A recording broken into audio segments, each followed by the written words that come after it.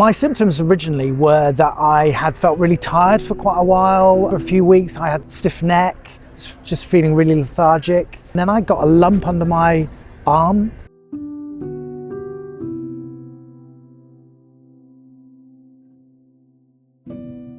About a week later, I started to get really bad tonsillitis, and I was in bed for 3 or 4 days.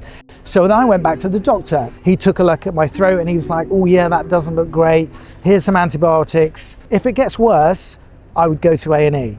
So, next few days, it just got worse and worse and worse, to the point where I couldn't even get out of bed. And we went to A&E.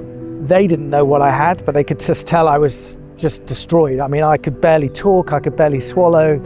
And so they did a number of tests on me. They checked my throat, they took bloods, and then they sent me home with some steroids and they gave me antibiotics. And so by the time they called me again in a couple of days' time, I felt great because the medication was working, my throat had gone down. When I went in to see them, they had to sit me down and they said, we're so sorry to tell you, you've got acute myeloid leukemia. And I was like, oh, what are you talking about? They said, no, it's really serious.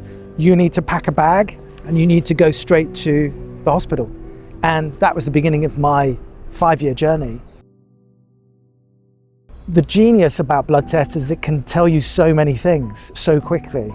There seems to be a blockage. That's what I would love to see, is the opportunity for blood tests to be done on a much more local level, a lot quicker.